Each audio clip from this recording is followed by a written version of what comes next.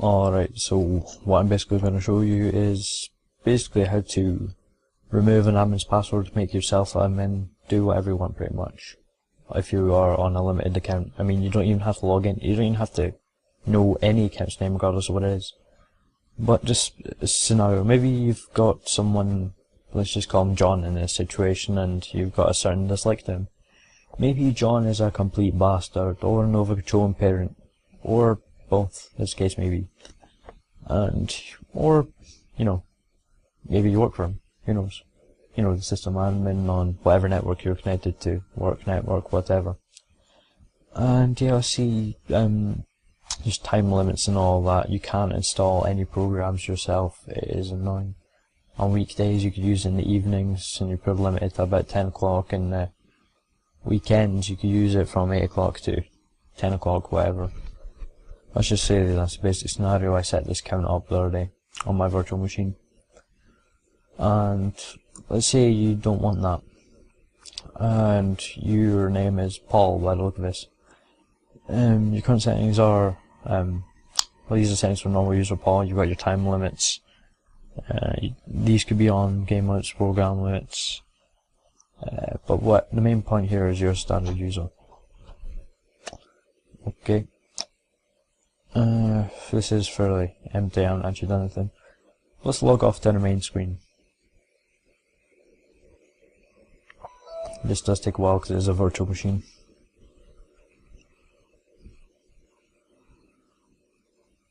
As you may have seen in the background,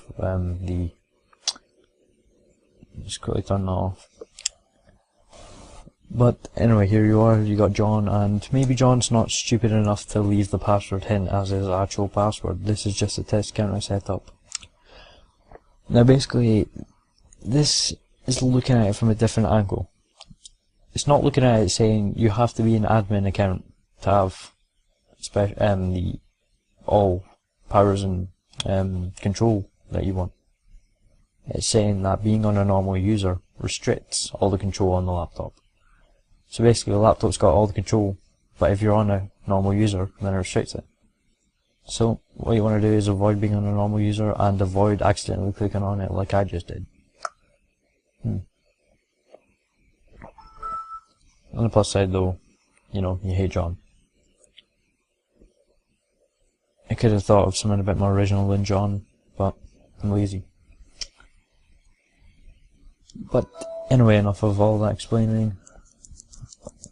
You've basically got the idea, and what you're going to do is launch a system recovery repair thing. And yeah, I'll basically explain that as it goes along. But the first thing you want to do is click this ease of access in the bottom left. I believe it's called, yes. And you hear this absolute really retarded voice control thing. But make sure you click this one here, press keyboard shortcuts one at a time, sticky keys. Make sure you have that, apply it. Okay, once you apply that, close it off. And what you want to do is reboot your machine. Now you need to pay attention to this. Reset.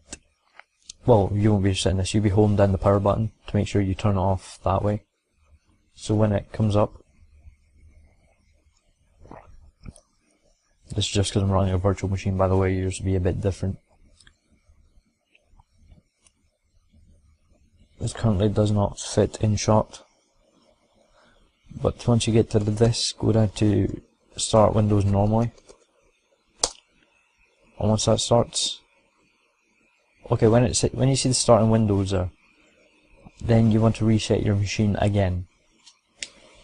This may take a bit of time to load again. Okay, now launch startup repair. Now, there's good things and bad things about doing this. The good thing about it is if you actually do have any legitimate problems, then they will be solved. But if you, well, don't, then you end up at an interface where you can actually change some files that you need to. But I'll get onto that later. It will take a short amount of time to load this, and then it will move on to loading up the more recovery side of it, and then a bunch of options will ensue. So, okay, so we've resumed back in this. as you see in the bottom left, you will not have this. I'm just going to close it off now, so ignore what you just saw there. What this is doing is it's going to search for problems, and if it finds any, then it'll repair them, and then you just have to repeat it again. It's not so bad. It does take some time, but you know, it does remove any problems you may have. But yeah, basically it's going to go ahead and it's going to take you to a certain point where it finds no problems. You say you don't want to restore the system, and it keeps looking and it finds them. And basically there's a progress log there where it gives you a file you click on, and it opens it up in a text file. Basically from the text file you could do file, open, and you could browse files. And basically you're not on a limited count, so what you could do is not limited.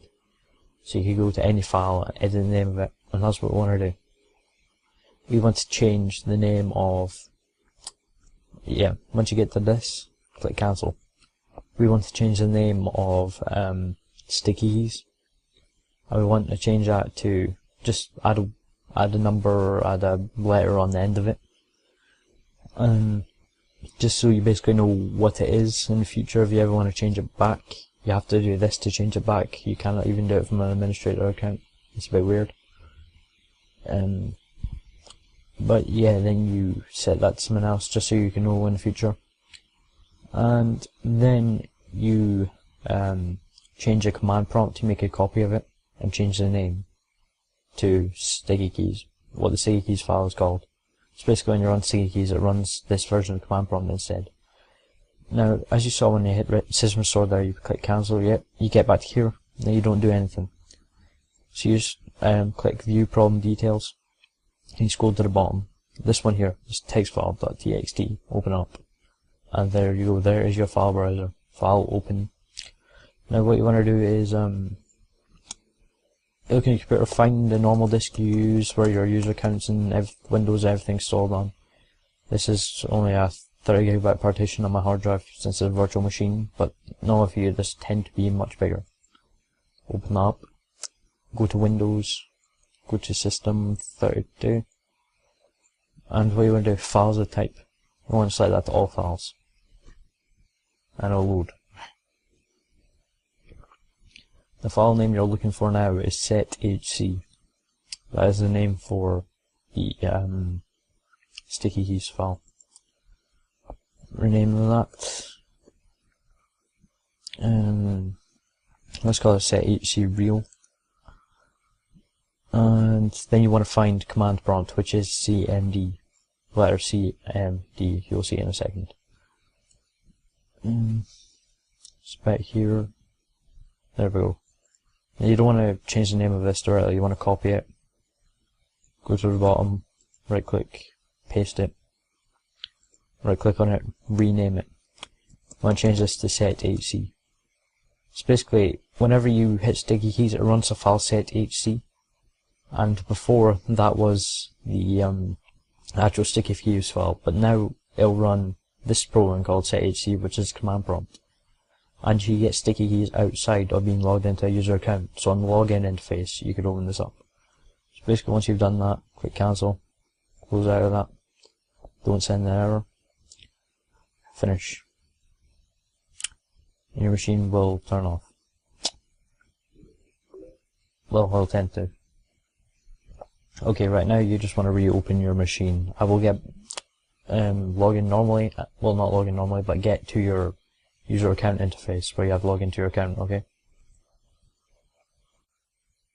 Alright, so we returned to this screen on the user interface, and basically what I want to do is just go back to this, make sure that this is turned on.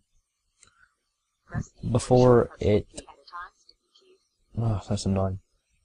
Before it made sure that there was a sethc file, and this time it's just making sure that, you know, you're allowed to run the sethc file. It tends to turn off. But anyway, once that's done, keep hitting left shift 5 times in rapid succession, and there you go. I just had the button bash it like mental there. That's probably because I'm on a virtual machine, but that's it. But anyway, you've got it here. Now, your name is normal user Paul. Just type this first, net user, and it'll display the users. Administrator is a hidden account, so you could just enable that if you wanted to, but we're not going to in this situation. You're going to be uadmin, dadmin, this other guy. Okay, so just make sure that these names are correct, because if you change your name, then it'll be the original name it was. In this case, it is normal user Paul. Before I tried changing this to admin John, but it just changed it there, not there. So you have to watch out for that. So net local group group administrators. Net is just basically the command at the start. I don't really understand it too much, to be honest. Local group is just basically the group on your computer, and then administrators is the group, so you're going to make this an administrator, and type in the username of the account you want to make an administrator, some normal user Paul. Right. If there's any spaces, put quotation marks around it, so normal user Paul. But if there's no spaces, you don't need that. But it doesn't really make much of a difference if you don't have spaces, but make sure you have spaces, you do that. And type /add. Command was completed successfully, so net user, normal user Paul. So net user just finds information about the user you list after it. Just type this. And as you see, local group membership administrators. Let's see his login armor times loud. Net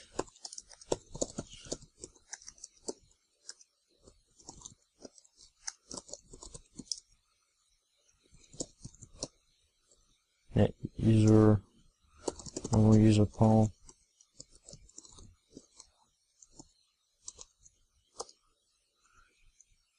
Legal data range is being supplied because that's what happens normally. Now really this is just messing about. You could do this in the command prompt if you could really find out what's going on, but to be honest, we're just going to leave this for now because this was just a bit playing around. So once you made yourself admin, you could basically just go on and do everything without the command prompt.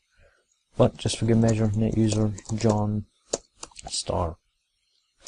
Now what this will do, type a password for the user, and then just press enter if you don't want any password. If you want a password, type it in. It will not show up.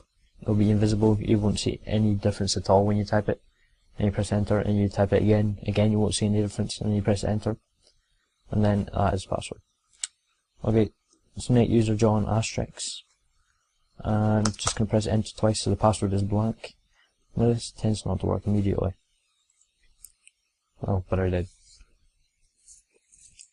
It's simple. If it doesn't restart your machine, it will work.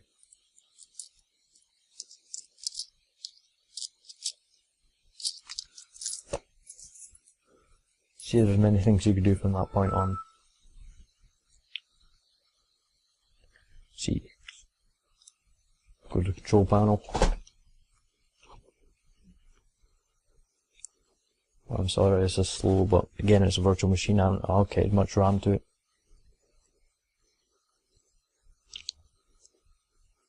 Just go to user accounts and family safety. And how to remove user accounts, just have a look.